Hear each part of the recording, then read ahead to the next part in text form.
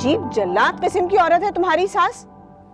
पिछली दफा जब तुम दोनों पट्टी करवाने आए थे तो मैंने खास तौर पे तुम्हारी सास को कहा था कि तुम्हारे जख्म पे पानी नहीं लगना चाहिए। किस कदर बदतमीज औरत है, तुमसे काम करवाए जा रही है इस तरह। उसको भेजना मेरे पास, दिमाग दुरुस्त कर दूंगी मैं उसका। नहीं डॉक्टर बाजी, वो समझेंगी मैंने आपसे शिकायत लगाई है, फिर वो मुझे बहुत बातें सुनाएंगी। कुछ नहीं कहेगी वो तुम्हें। उससे कहना कि शमीम बुला रही है, बाकी मैं खुद देख लूंगी, तुम फिक्र मत करो। चलो अब जाओ यहाँ से। एक मिनट रुको, ये फल भी ले जाओ। अच्छा खाया पिया करो। लगता है तुम्हारे ससुराल वाले तुम्हें कुछ खाने पीने को नहीं देते हैं, बस नौकरों की तरह काम करवाते हैं। बहुत शुक्रिया डॉक्टर बाजी।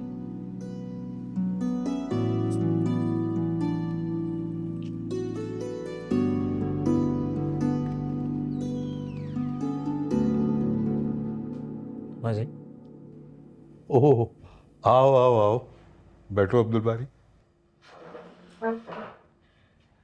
सब खैर? आप अभी तक जाग रहे हैं? हाँ बेटा, नींद कहाँ आती है, हजारों सोचें जहन में चलती रहती हैं। बेफिक्री तो जवानी के साथ ही खत्म हो जाती है। सब खैरियत है बाजी। आप मुझे बता सकते हैं अगर कोई परेशानी है तो। बेटा, शमीम सायरा के देवर से कशफ की शादी करना चाहती है और वो चाहती है कि मैं मुनव्वर से बात करूं, लेकिन सच्ची बात है मेरी हिम्मत नहीं पड़ रही। बाजी, इस रिश्ते में कोई बुराई नहीं है। मेरे ख्याल से आपको बात करनी चाहिए। चाचा आपका बहुत एहतराम करते हैं, आपकी बात का मान रखेंगे। हाँ बेटा, इसी वजह से तो सोच में पड़ गया हूं। देखो, जब कोई इंसान आपकी बातों को इतनी अहमियत देता हो तो आपको भी उसके सामने सोच समझकर अल्फाज मुंह से निकालने चाहिए।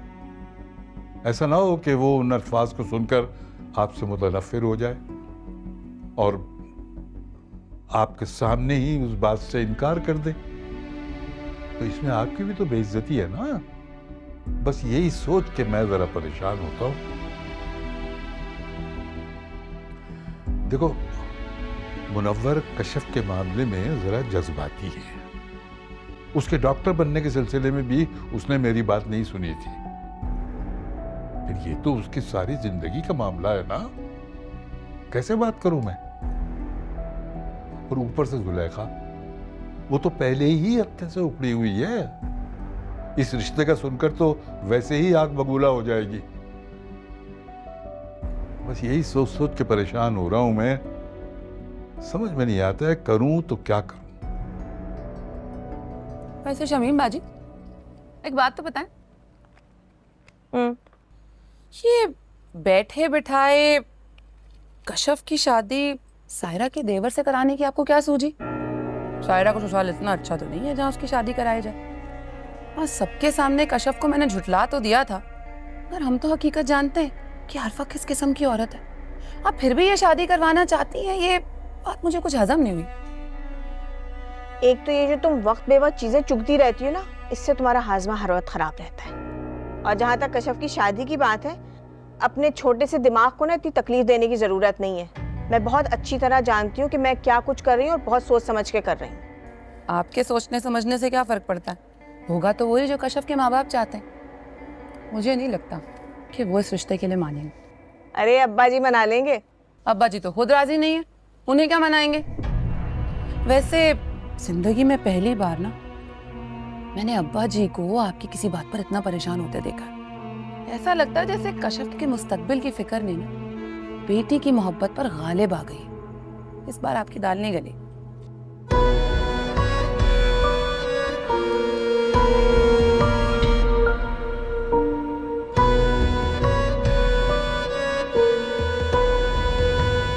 बाबा जी, बाजी की बात मान लिया आप। इस रिश्ते में कोई बुराई नहीं है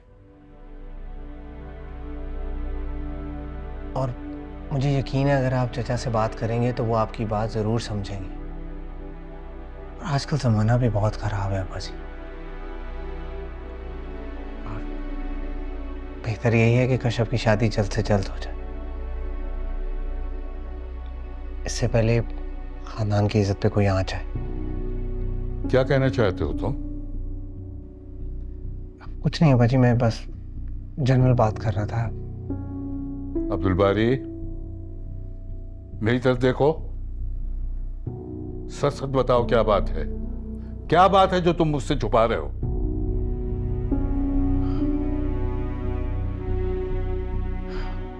अब्बा जी, मैंने कश्यप को एक लड़के के साथ देखा। कौन था वो लड़का? ये तो मुझे नहीं पता, क्लास फेलो होगा, लेकिन कि आपस में दोस्ती बहुत लग रही थी अब्बा जी। तुमने ये बात मुझे पहले क्यों नहीं बताई? अब्बा जी, मैं नहीं चाहता था कि बात चचा और चची तक पहुंचे, मज़ीद बात खराब हो जाएगी अब्बा जी, इसलिए। अरे इससे ज्यादा और क्या खराब होगी बात कि हमारे खानदान की लड़की एक गैर मर्द के साथ घूमती फिरे। बहुत अफसोस की बात है, बहुत बेगैरती है ये। शमीम ठीक कहती है कि इस लड़की को खूंटे से बांधना बहुत जरूरी है, वरना ये हमारी इज्जत पर बट्टा लगवा देगी।